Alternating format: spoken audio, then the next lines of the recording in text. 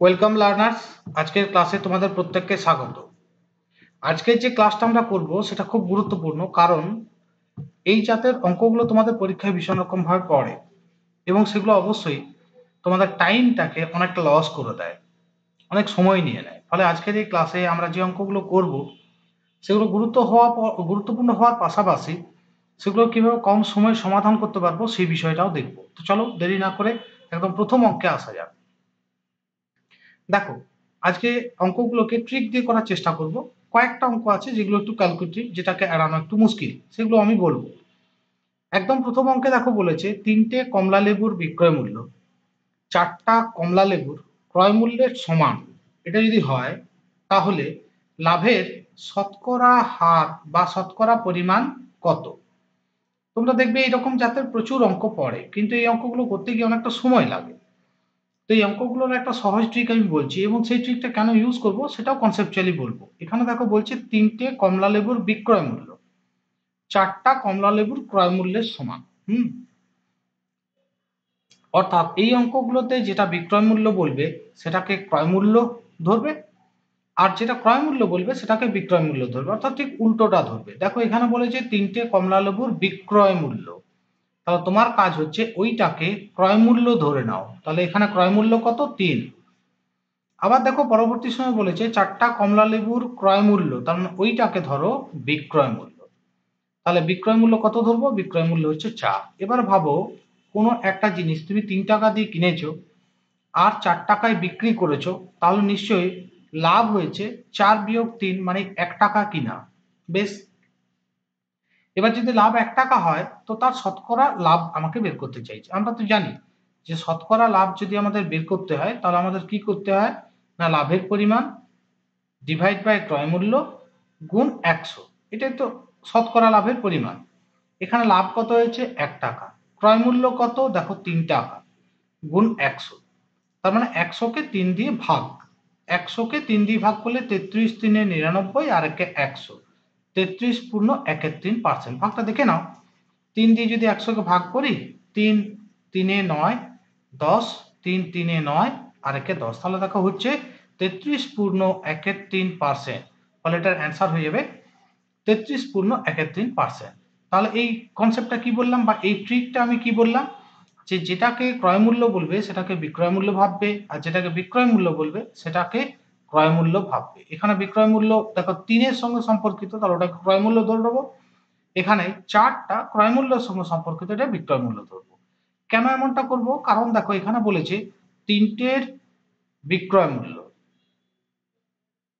সমান 4টার ক্রয় মূল্য, তাই না? তাহলে এখান থেকে যদি আমি ক্রয় মূল্য আর বিক্রয় মূল্যের অনুপাত করি, তাহলে দেখো আমাদের বিক্রয় মূল্য আর তার নিচে যদি আমি ক্রয় মূল্যটাকে নামাই, তাহলে বিক্রয় মূল্য বাই ক্রয় মূল্য, ডান দিকে কি হচ্ছে, এখানে 4 থাকছে, 3টাকে নিচে নামাও, 4/3। তাহলে দেখতে পাচ্ছ বিক্রয় মূল্যকে আমরা 4 ধরবো, ক্রয় মূল্যকে 3 ধরবো, ঠিক এই কারণটাতে। তো চলো, কনসেপ্ট এবং ট্রিক দুটোই আশা করি সবার ক্লিয়ার হয়েছে। তাহলে আমরা নেক্সট অঙ্কে আসবো। তবে পরের অঙ্কে আসতে গিয়ে তোমাদেরকে বলবো, যদি ক্লিয়ার হয়েছে তাহলে অবশ্যই একটা লাইক করে দেবে। পরের অঙ্কটা দেখো, আমি যেমনটা বলছিলাম এটা একটা সিম্পলিফিকেশনের অঙ্ক। তো অঙ্কটা আমি একবার লিখি, তারপরে তোমাদের বুঝতে এবং করতে সুবিধা হবে। দেখো এটা বলছে 6 পূর্ণ 1 8 গুণ 12 পূর্ণ 3 4 গুণ 1 পূর্ণ 1 7 গুণ 2 পূর্ণ 2 7। এটাই দিয়েছে দেখো। 6 পূর্ণ 1 8 গুণ 12 পূর্ণ 3 4 গুণ 1 পূর্ণ 1 7 গুণ 2 পূর্ণ 2 7। তো এই অঙ্কগুলো কিন্তু ক্যালকুলেটিভ অঙ্ক, অর্থাৎ এই অঙ্কগুলো ক্যালকুলেশন বাদ দিয়ে তোমার পক্ষে করা মুশকিল। মানে এখানে কোনো ট্রিক ইত্যাদি অ্যাপ্লাই করতে পারবে না, জাস্ট ক্যালকুলেশন করবার জন্যই তোমাকে দেয়। তো দেখো, তোমার ক্যালকুলেটিভ পাওয়ারটা চেক করার জন্য। তো সরাসরি এটা যদি আমরা করি, আমরা জানি এটাকে ভাগ করতে হলে কি করতে হয়, মানে এটাকে যদি ভেঙে লিখতে হয় তাহলে কি করি, 6 8 48 যোগ 1 মানে 49, 49 আর 8। এটা আশা করি তোমরা জানো, এই হরটার সঙ্গে পূর্ণ সংখ্যাটা গুণ হয় আর উপরে যে লব আছে সেটা যোগ হয়ে যায়। তাহলে 6 8 48 যোগ 1 49/8। পরেরটা একই রকম ভাবে করো, 4 12 48 আর 3 49 50 51, 51/4। তারপরেরটাও দেখো একইভাবে, 7 1 7 যোগ 1 তার মানে 8 এর 7 নেক্সটটা দেখো 7 2 14 আর 2 16, তাহলে 16 7, তাই তো? এইবার এগুলোকে ক্যান্সেল করো। দেখো 8 এ 8 এ কেটে দাও, 4 4 এ 16 কাটো, 7 7 এ 49 কেটে দাও। কি পড়ে রইল? 51 ইন্টু 4 গুণ করো, 4 একে 4, 4 5 এ 20, 204। তাহলে দেখো এখানে অপশন সি হচ্ছে তোমাদের প্রপার অ্যান্সার, অপশন সি। বুঝতে পারলে? এই অঙ্কগুলোতে করার কিছুই নেই, এগুলোকে তোমাকে ক্যালকুলেশন করেই বের করতে হবে। কিছু জায়গা আছে এরকম ক্যালকুলেটিভ সিম্পলিফিকেশনই, সেগুলো ট্রিক ইউজ করা যায়, কিন্তু এই অঙ্কটা বিশেষ করে এই ধরনের অঙ্ক কিন্তু এই মুহূর্তে পড়ছে খুব, এগুলোকে জাস্ট ক্যালকুলেশন করেই তোমাকে অ্যান্সার বার করতে হবে। চলো তাহলে এবার নেক্সট অঙ্কটায় আসি। পরের অঙ্কটা খুব সুন্দর এবং খুব ইম্পর্টেন্ট অঙ্ক। বলছে একটা বর্গক্ষেত্র এবং একটা আয়তক্ষেত্রের পরিসীমা সমান। বর্গক্ষেত্রের বাহু 60 সেমি, আয়তক্ষেত্রের দৈর্ঘ্য 70 সেমি। আয়তক্ষেত্রের ক্ষেত্রফল কত? তার মানে কি বলতে চাইছে, আমি একটু ছবিটা এঁকে দিই, বুঝতে এবং মনে রাখতে সুবিধা হবে। এই ধরো একটা বর্গক্ষেত্র আছে, ঠিক আছে? এটার যা পরিসীমা, একটা সেম পরিসীমা বিশিষ্ট আয়তক্ষেত্র আছে, তার মানে এর পরিসীমা যা, এরও পরিসীমা তাই। আচ্ছা, আমরা জানি বর্গক্ষেত্রের পরিসীমা কি হয় না, 4 গুণ বাহু। এইটা হচ্ছে বর্গক্ষেত্রের পরিসীমা। এখানে কত? 4 ইন্টু, দেখো বর্গক্ষেত্রের বাহুটা কত? 60, তাহলে পরিসীমা কত হলো? 6 4 24, 240। এইটা হচ্ছে আয়তক্ষেত্রের যেহেতু এটা বর্গক্ষেত্রের পরিসীমা, অ্যাজ ইউজুয়ালি এটাই কিন্তু আবার আয়তক্ষেত্রেরও পরিসীমা। দেখো এখানে বলেছে বর্গক্ষেত্র এবং আয়তক্ষেত্রের পরিসীমা সমান, তাহলে বর্গক্ষেত্রের পরিসীমা যদি 240 হয়, আয়তক্ষেত্রের পরিসীমাটাও 240। বেশ, এবার আমরা জানি যে আয়তক্ষেত্রের পরিসীমা কি হয়, 2 গুণ দৈর্ঘ্য যোগ প্রস্থ। এখান থেকে দৈর্ঘ্য এবং প্রস্থ দুটোই বেরিয়ে যায়, এখানে যেহেতু দৈর্ঘ্য বলেছে, প্রস্থটা আমরা পেয়ে যাবো। কত হবে এটা? সেটা 240, যেহেতু ওটারও পরিসীমা 240, 2 দিয়ে কাটো, কত হচ্ছে? 120। তার মানে দৈর্ঘ্য এবং প্রস্থ যোগ করলে আমরা পাবো 120, যেখানে দৈর্ঘ্যটা নাকি 70। তাহলে দৈর্ঘ্য যদি 70 হয়, প্রস্থটা নিশ্চয়ই 50, তবেই তাদের যোগ করলে 120 হবে। দেখো এখান থেকে তাহলে প্রস্থ পেলাম 120 বিয়োগ 70, তার মানে 50। তাহলে আমি প্রস্থ পেয়ে গেলাম এবং একই সঙ্গে দৈর্ঘ্য তো আমাদের বলাই আছে। তাহলে যখনই দৈর্ঘ্য এবং প্রস্থ আমরা পেয়ে গেছি, তখনই আমরা ক্ষেত্রফল সহজেই বের করে নিতে পারবো।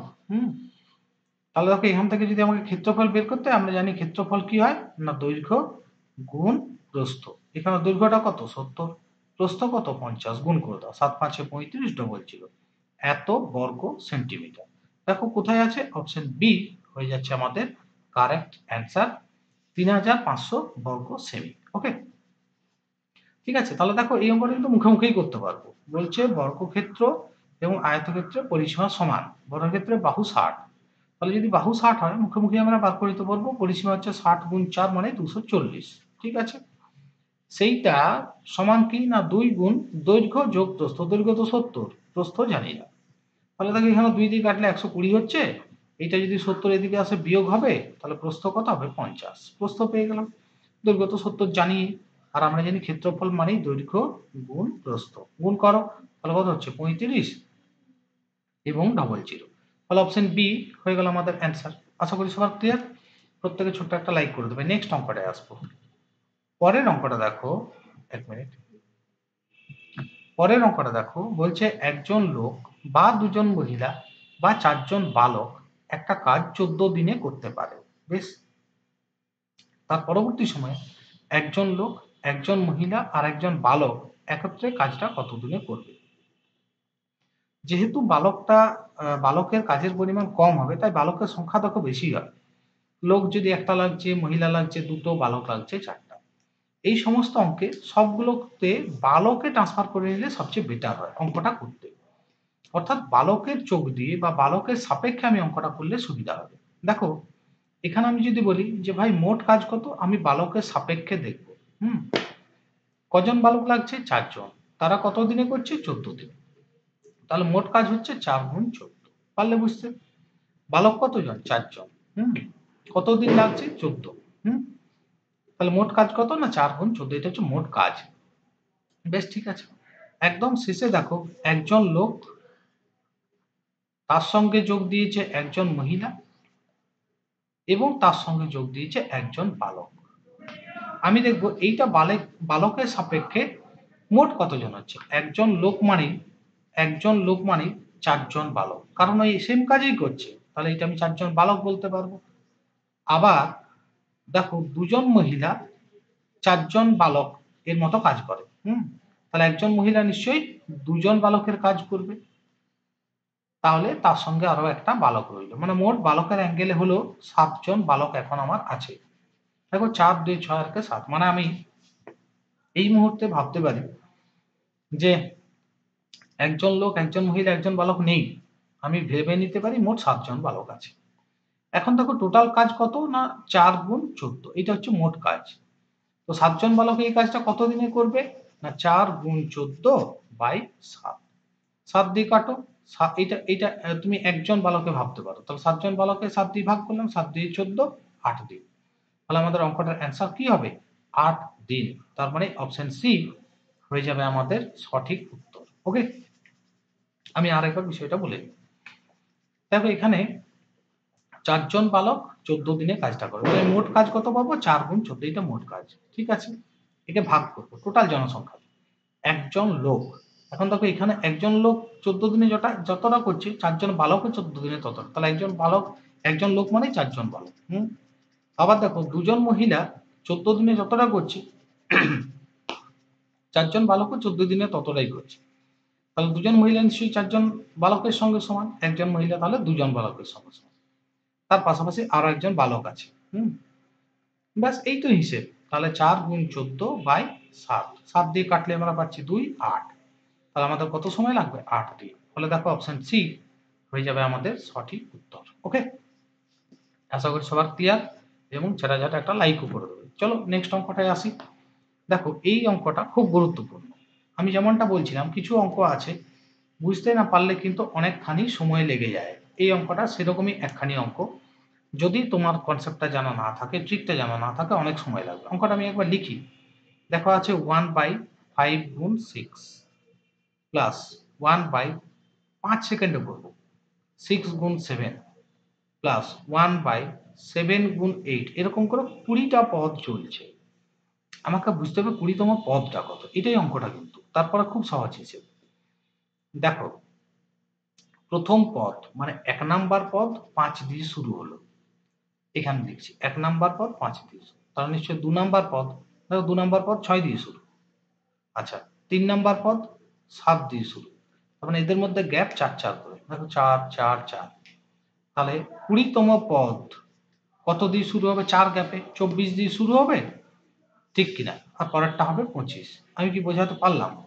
আবার বলছি, প্রথম পদ 5 দিয়ে, তারপরের পদ 6 দিয়ে, তারপরের পদ 7 দিয়ে, এখানটা দেখো প্রথম পদ 5 দিয়ে, দ্বিতীয় পদ 6 দিয়ে শুরু, তৃতীয় পদ 7 দিয়ে শুরু, তার মানে কি এদের মধ্যে 4টা 4টা করে গ্যাপ থাকছে, তাহলে 20তম পদ 4 গ্যাপে মানে 20 4 24 দিয়ে শুরু হবে। আর তারপরের সংখ্যাটা দেখো 5 এর পরে 6 আছে, 6 এর পরে 7 আছে, 7 এর পরে 8 আছে, তাহলে নিশ্চয়ই 24 এর পরে 25 থাকবে, মানে শেষটা হবে এরকম দেখতে। সবারই তো উপরে 1 আছে, তাহলে এর উপরে 1 থাকবে, শুরুটা হবে 24, তারপরেরটা 25। ব্যাস এইটা যখনই হয়ে গেল অঙ্কটার উত্তর শেষ। কেন? এরপরে কি করবে, এখানে উপরেরটা বাই প্রথমটা নেবে ফ্র্যাকশন হিসেবে 1 এর 5, বিয়োগ করবে এই শেষে গিয়ে 1টা বাই লাস্টের সংখ্যাটা, তার মানে 1/25। ব্যাস এটি ক্যালকুলেশন করলে অঙ্ক শেষ। লসাগু কত হবে বলো 25, 5 5 এ 25, 25 একে 25 কত হলো 4/25। ব্যাস তাহলে আমাদের এটাই উত্তর। কিন্তু এটা দেখো উত্তর নেই, তাহলে আমরা উত্তর করবার জন্য সহজে কি করতে পারি, একেও 4 দিয়ে গুণ করে দাও, একেও 4 দিয়ে গুণ করে দাও, নিচে 10 100 1000 এলে ক্যালকুলেশন করতে সুবিধা হয়। তাহলে দেখো 16/100 হচ্ছে, যেহেতু দুটো শূন্য, দু ঘর আগে দশমিক লাগিয়ে দাও 0.16। আশা করি এটা সবাই বুঝতে পেরেছো। আরেকবার শুনে নাও, প্রথম পদটা শুরু 5 দিয়ে, দ্বিতীয় পদটার নিচটা শুরু 6 দিয়ে, তৃতীয় পদটার নিচটা শুরু 7 দিয়ে, এটা দ্বিতীয় পদ, এটা তৃতীয় পদ 7 দিয়ে, মানে এদের মধ্যে গ্যাপ হচ্ছে 4 4 করে।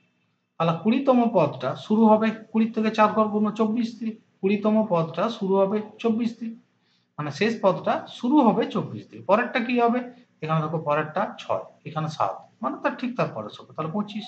প্রথম পদ, এখানে প্রথম আর শেষ পদটাই দেখতে হবে। এবারে কি করব, উপরেরটা বাই প্রথমটা আর উপরেরটা বাই শেষেরটা, তার মানে উপরেরটা বাই প্রথমটা মাইনাস ওপরেরটা বাই শেষেরটা, বাস এটাই আমরা ক্যালকুলেশন করেছি। দেখো আমরা পাচ্ছি অপশন বি, তাই তো? আশা করি প্রত্যেকে ক্লিয়ারলি বুঝতে পেরেছো। তাহলে অবশ্যই লাইক করে দেবে।